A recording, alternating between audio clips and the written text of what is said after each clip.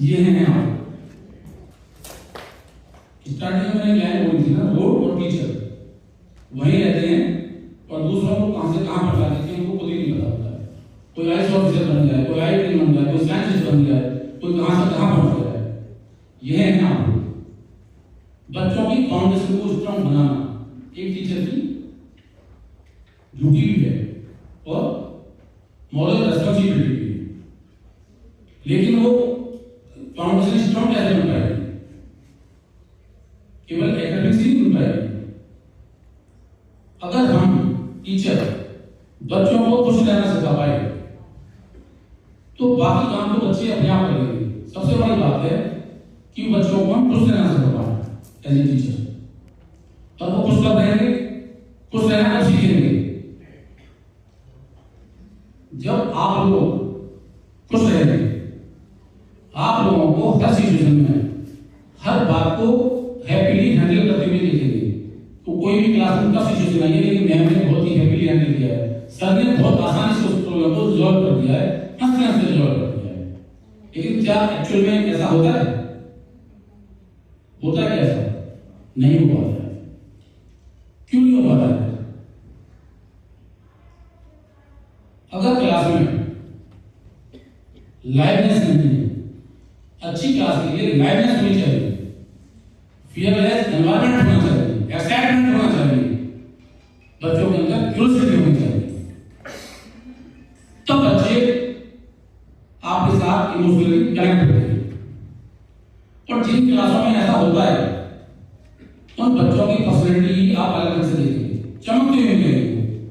लेकिन जिनकी क्लास में ये नहीं है उनको इस बात पर ध्यान रखना चाहिए। क्लास मैं अपना आपको एक एग्जाम्पल बताता हूँ। मैं 12th में पढ़ता था, 11th में 12th में, तो हमारे एक सर थे, बड़े बहुत जबरदस्त।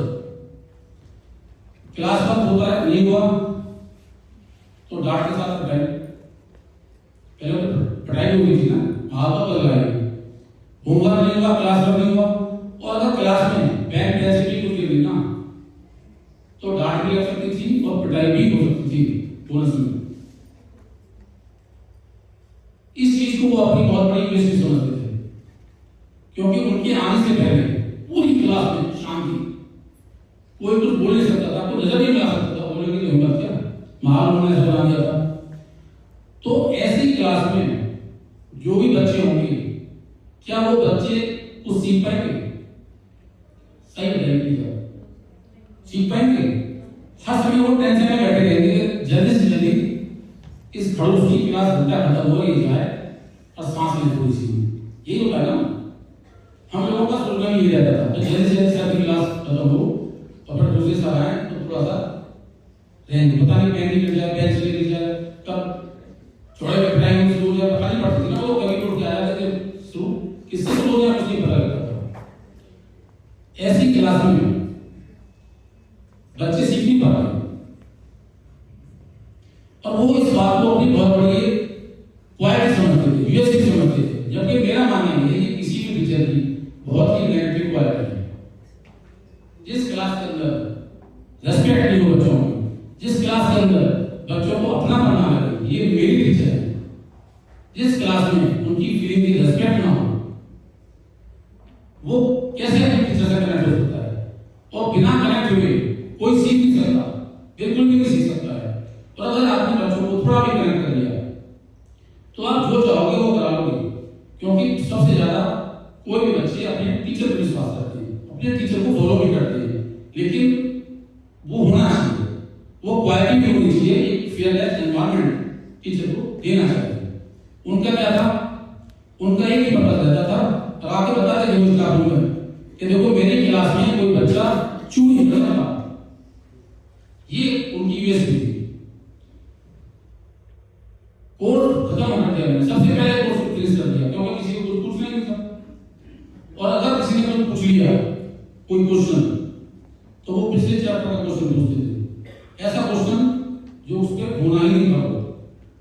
और उसके बाद फिर बताया कि तुम इस चैप्टर को पूछ लो, तुम्हें पिछला तो आता नहीं, खड़ा हो जाएगा। तो धीरे धीरे धीरे धीरे लोगों ने उनसे, बच्चों ने उनसे कुछ भी पूछना बंद कर दिया और नजर बनाने की हिम्मत नहीं पड़ती थी, सब ऐसे बैठ जाते थे, हम भी ऐसे बैठ जाते थे। ये हालत थी। क्या एक टीचर का पर्पस अपने कोर्स को फिनिश करना है? क्या टीचर का काम यही है कि मेरा कोर्स फिनिश हो जाए और काम खत्म हो? कोई बच्चा सीख गया हो तो सीखे, ना सीखे तो ना सीखे। एक टीचर को अपने बच्चों के साथ इमोशनली कनेक्ट होना चाहिए।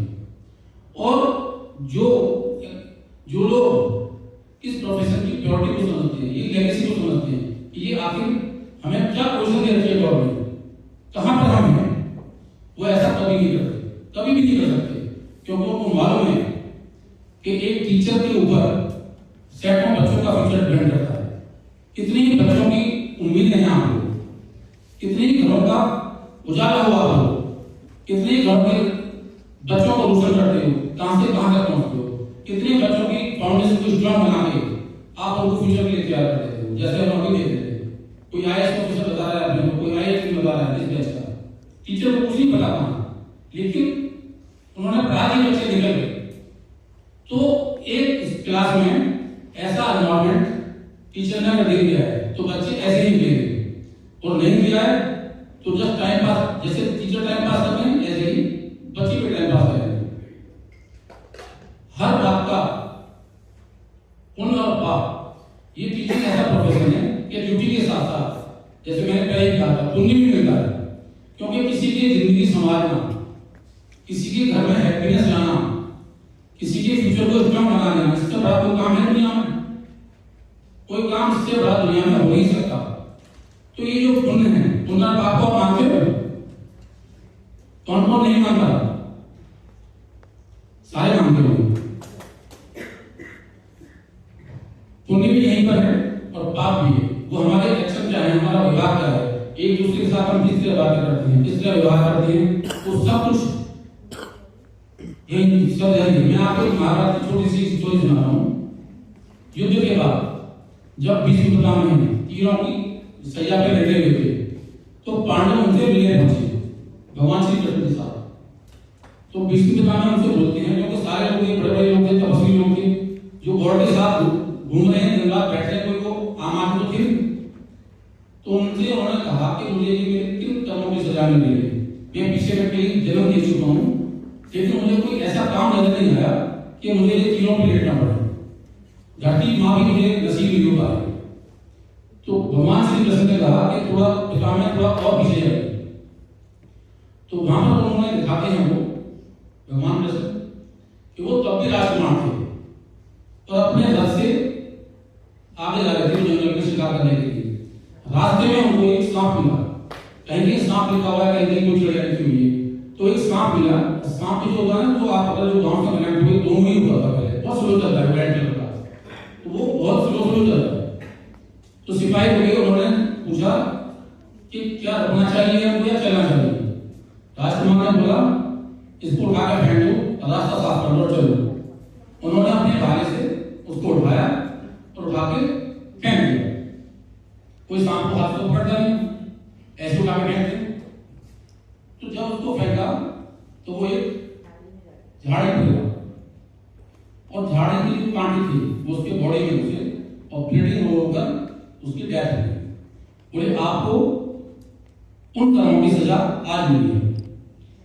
तो उन्होंने फिर ये बोला तो आज क्यों, आज ही क्यों मिली है? उन्होंने बोला कि मैंने तुम्हें हर जन्म में पनिश करने की कोशिश की, लेकिन आपके पुण्य इतने ज्यादा थे कि मैं कुछ कर नहीं पाया। इस बार आपने इन लोगों का साथ देकर पाप को बढ़ाया जाए और आपको पनिशमेंट मिल गई। तो उन्होंने फिर नेक्स्ट क्वेश्चन किया कि लेकिन उसको तो मैंने फेंका नहीं था। तो भगवान कृष्ण ने बोला कि आपके आदेश का पालन किया सिपाही ने, क्योंकि वो आपके गुलाम थे या आपके सिपाही थे, इसलिए इसका फल भी आप ही को मिलेगा। मेरा कहना यह है कि हम जो भी काम करते हैं उसका फल हमको मिलता है, और जैसा भी काम करते हैं वही फल मिलता है।